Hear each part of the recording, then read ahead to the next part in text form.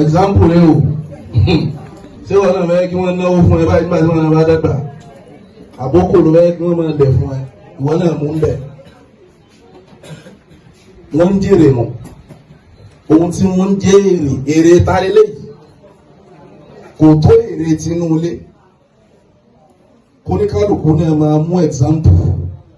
pé ohun tá a bá forí rọ́ lọ́dọ̀ ọmọ bàbá wa èrè ni ó padà jẹ́ tó bá dọjọ́ iwájú. Ẹ bèrè lọ́wọ́ àwọn èèyàn wákà àwọn èèyàn wákà rí kò dùn báyìí náà láti ilẹ̀ kò dùn báyìí láti ilẹ̀ àwọn náà mọ bó ṣe ń dùn sí bí wọ́n ṣe ń para London tí wọ́n ń para America ń sìn yìí wọ́n mọ oríire tí wọ́n ń jẹ látara ọmọ gbogbo àwọn àti wà nírú òkú báyìí náà táwa náà ti ń jèrè ọmọ oúnjẹ ọmọ ọlọ́mọdé ó kòrò lẹ́nu wa o ọlọ́run ò jẹ́ káwa náà ó jèrè ọmọ o já jèrè ọmọ níbi tí wọ́n ti ń jẹ́ gbogbo wọn tí wọ́n ti ń jẹ́ lọ́wọ́ ọlọ́jọ́ jẹ́ kalẹ́ la ilaha illallah gbogbo àwọn táwa wà lẹ́nu títọ́ pàǹtọ́ ọmọ ọlọ́mọṣàbà fún wa tọ́. Ọlọ́run jọ̀wọ́ jáwa náà ó jèrè ọmọ. Ọlọ́run jọ̀wọ́ jáwọn òbí ó jèrè wa. Ọlọ́run jọ̀wọ́ jáwa náà ó jèrè ọmọ. Àmín. Ọlọ́run ló mọ nǹkan tó ṣe nígbà tí mo wà nílé kí ó àdáná sí ni mi. Mo wá kó lé kí ó tán mi ò mọ nǹkan tó ṣe òun yẹn ṣe ló lọ lẹ̀.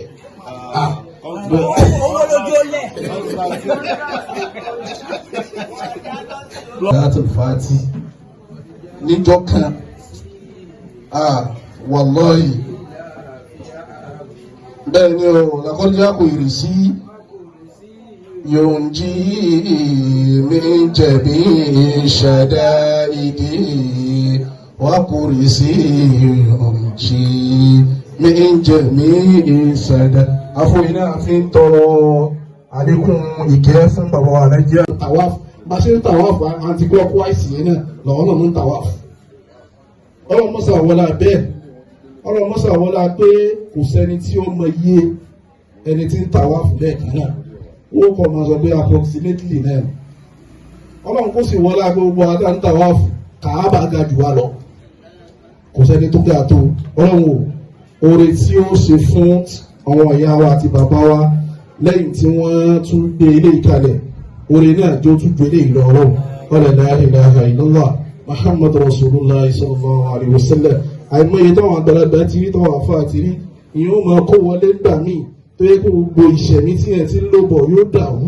ìyẹn ó sì kó wọlé èmi jẹ́ pé ìṣẹ̀mí tí ẹ ti ń lò bọ̀ yóò tún lékan sí ni ọ̀rọ̀ ìkó wọlé tí wọ́n kó wọlé yìí tá à ń ṣàdúrà sáàyè yìí gbogbo ìṣẹ̀mí tí wọ́n máa lò ọlọ́run jó máa lékún sí ni ọlọ́run la ilaha illallah Muhammadu Rasulullah sallallahu alaihi wasallam bismillahir rahmanir rahim Allahu la ilaha illa huwa al-hayyul qayyum la ta'khusuhu sinatun wa la nawm lahu ma fi as-samawati wa ma fi al-ard man dha alladhi yashfa'u indahu illa bi'iznihi ya'lamu ma bayna aydihim wa ma khalfahum wa la yuhituna bi shay'in min ilmihi illa bima sha'a وسع كرسيه السماوات والأرض ولا يعود حفظهما وهو العلي العظيم حتى يأتي الله الزاكيات الله الطيبات صلوات الله السلام عليك أيها النبي ورحمة الله وبركاته السلام علينا وعلى عباد الله الصالحين اللهم صل على سيدنا محمد الفاتح لما أغلق والخاتم لما سبق ناصر العقب العقب والهادي إلى صراطك المستقيم آله حق قدره ومقداره العظيم آمين سبحانك اللهم يا معصر الجميلة وستر القبيح ولم يأخذ بالجريرة ولم يأتك الستر وعزم العفو ويسن التجاوز ويا واسع المغفرة ويا باسط إليه برحمته ويا سامي كل نجوى ويا منتهى كل شكوى ويا كريم الصفي عظيم المن مقيل العثرات مبتلى بالنعام قبل استقاقها يا ربنا ويا سيدنا ويا مولانا ويا غاية رغبتنا أسألك الله تشاور خطنا ببلاء الدنيا ولا بأذهاب النار يا أرحم الراحمين يا رب العالمين سبحان ربك رب العزة عما يصفون والسلام على المرسلين والحمد لله رب العالمين آمين صلوا على النبي تكبير ẹjá tún gbé ọlọ́run tóbi lẹ́ẹ̀kan sí i ẹjá tún gbé títóbi fún ọlọ́run. Allahu akbar kabira. lẹ́nu àwọn bàbá wa ìmáàmù àgbà fadilatu sheikh ìgbà tí wọ́n ń ṣe àwọn mọ̀kọ́dìmáàtì tí wọ́n ń ṣe àwọn àsìkárù tí wọ́n ń ṣe àwọn àdúrà fún wa. wọ́n náà bàbá wa ìmáàmù wọlé fadilatu sheikh al-imam Muhammad Nuruddin Yahya At-Tafutu Niwasi. àlékún àlàáfíà àlékún sọ ọlọ́ba àṣẹ fún yín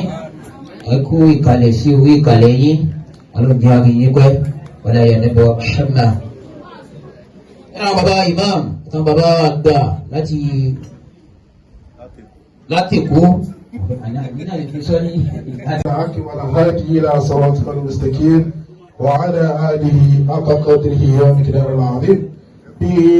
ọlọ́run àyíká wa yìí ọlọ́run kọ́ ń ṣe gbígbàdúrà ní gbogbo ìgbà tí a fi ń ṣàdúrà ni bá a ṣe ń ṣàdúrà àwọn ìyá wa làwọn ìmáàmù wa àgbà ni wọ́n ń wọ àyè yìí láti ìlú ńlá lọ́wọ́ ìlú wa ìlú Ìlọrin. àwọn àgbàlagbà á sì fi yé wa àwọn nígbà bá ń ṣàdúrà lọ́wọ́ bí àwọn kan bá wọlé àdúrà wa ti gbà kì í wá ṣèyàn kan odidi ìmáàmù halifon àfa bẹ́ẹ̀ ni tí ì ṣe èèyàn kan ló wọlé ni wọ́n tún wá wọlé sí ààyè wa tó rẹ̀ ni. ọlọ́mùsọ àwọlá bá a ti ń ṣe yìí ọlọ́mùsọ àwọlá gbígbàdúrà tó fi hàn wá òun ti gbà á òun gbà á lọ́wọ́ wa ọlọ́run mùsọ àwọlá gbígbàdúrà náà tún wá wọlé aṣọ léèsì náà làwọn náà ti wọ̀ ó jẹ́ pé léèsì náà nìyàwó wọ̀ ó tún jẹ́ dry lace ó tún fẹ́ẹ́ fún mọ́ra wọn ní kọ́lọ̀ bẹ́ẹ̀ lè mọ̀ pé gbígbàdúrà yẹn gan ó tọ́ bà ní wọ́n á fàkọ̀ ṣáánú tọ́ bàkọ́ ọ̀rọ̀ mọ́sàbọ̀ wá sí lọ́rọ̀ ọ̀rọ̀ ẹ̀rẹ̀lẹ̀ ìlànà ìmọ̀mọ̀ Muhammad Rasulullah sallallahu albarka náà ni albarka tí wọn náà gbígbà ẹ̀rẹ̀ wá sí gbígbàdúrà torí àwọn là ń ṣàdúrà fún ìgbà tó wọlé alhamdulillah gbígbàdúrà tí ẹ̀ ń gbé bọ̀ láti ààyè ńlá nílẹ̀ ọlọ́wọ́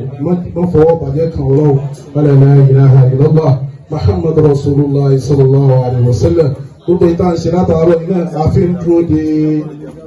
lakọ́lẹ́dẹ́ àbọ̀ yìí láfi fún màmá àtìké kúrò àtìké àkàmùsùké bẹ́ẹ̀ ni lakọ́lẹ́dẹ́ àkùn rasulun min anfusikum azizun alayhi ma anittum harisun alaykum bil mu'minina ra'ufur rahim fa in tawallaw faqul hasbiya Allah la ilaha illa huwa alayhi tawakkaltu wa huwa rabbul arshil azim bismillahir rahmanir rahim إلى في رحلة الشتاء والصيف فليعبد رب هذا البيت الذي أطعمه من جوع ومن أمر خوف. اللهم صل على سيدنا محمد الفاتح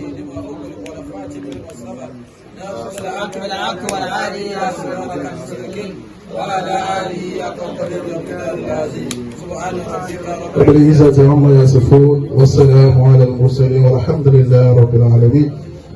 وبيتي عن صلاة عروة bẹ́ẹ̀ ni èyí sábà kọ́lọ̀ ń ṣàwọn rẹ̀ àwọn àfọwọ́ kálámù ni wọ́n máa ń sọ̀rọ̀ dáadáa lóde èmi báyìí láti sọ̀rọ̀ jẹ́jẹ́ báyìí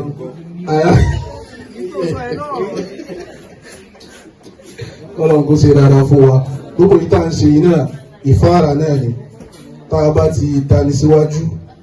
wàmọ́ tó kọ́ tì mú min anfusikum min khairin tajidu inda Allah huwa khairan wa azama ajra. gbogbo ìta ń ṣe látọ̀ ọ̀rọ̀ yìí náà mọ̀kọ́ dímọ̀ náà ni a fi ń kanlẹ̀kùn lé ọlọ́run mi bá a bá fẹ́ gborí lọ́dọ̀ ọlọ́run àá ṣàdúrà fáwọn tó bí wa àá ṣàdúrà fáwọn tó tọ́ wa àá ṣàdúrà fáwọn tó fi ìlú mímọ̀ wá. sallallahu alaihi wasallam bismillahir rahmanir rahim Allahu la ilaha illa huwa al-hayyul qayyum la ta'khusuhu sinatun wa la nawm lahu ma fi as-samawati wa ma fi al-ard. من ذا الذي يشفع عنده إلا بإذنه يعلم ما بين أيديهم وما خلفهم ولا يحيطون بشيء من علمه إلا بما شاء وسع كرسيه السماوات والأرض ولا يعود حفظهما وهو العلي العظيم حتى يأتي الله الزاكيات الله الطيبات صلوات الله السلام عليك أيها النبي ورحمة الله وبركاته السلام علينا وعلى عباد الله الصالحين. اللهم صل على سيدنا محمد الفاتح لما أغلق والخاتم لما سبق ناصر العاقب العقل والهادي إلى صراطك المستقيم هذه حق قدره ومقدار العظيم هذه سبحانك اللهم يا معصر الجميلة وستر القبيح ولم يأخذ بالجريرة ولم يأتك الستر ويعزم العفو ويحسن التجاوز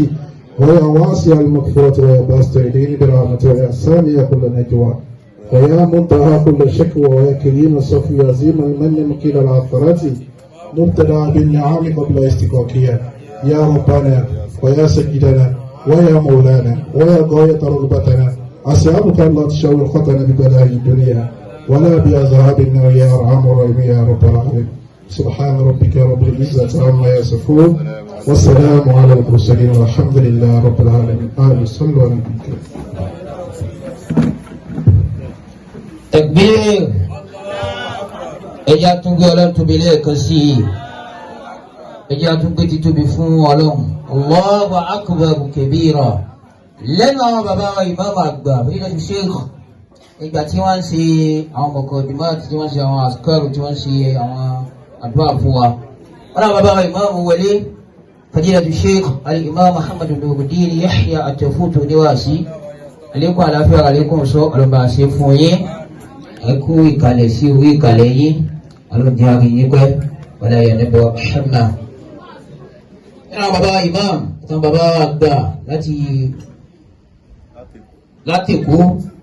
àgbìnà lè fi sọ ní láti bẹ̀rẹ̀. láti ìlú Ìlọrin wá sẹ́kọ̀ọ́ ní. àwọn ni mo fẹ́ dápọ̀. sọ́ọ́rì mo rò pé bóyá òní wọn. náà àwọn bàbá àgbà àwọn bàbá láti Morocco láti kú àtàwọn bàbá súnbí arú àgbà wọ́n ní kí àrẹ́kọ̀ọ́lá bàbá súnbí arú na àrẹ́kọ̀ọ́lá kò pé bẹ́ẹ̀ aláwọ̀ ní jẹ́ ó bàjẹ́ sà aláwọ̀ ní jẹ́ ó bàjẹ́ òdíire kò bá ajẹ́ tó wà àrùnkẹ́tò lẹ́nà wọ́n zí nẹ́tò lẹ́nà aláwọ̀ ní jẹ́ ó bàjẹ́ sà bí bàbá ti di araka tó gorí araka sí ọlọ́run ní yóò bàjẹ́ náà nínú bàbá wa gbà àbẹ̀rẹ̀ ti ṣe Imam Abdul Gani àtúbí àwọn wọn ní àwọn bàbá wa àwọn ìmáàmù wa tí wọ́n ṣe.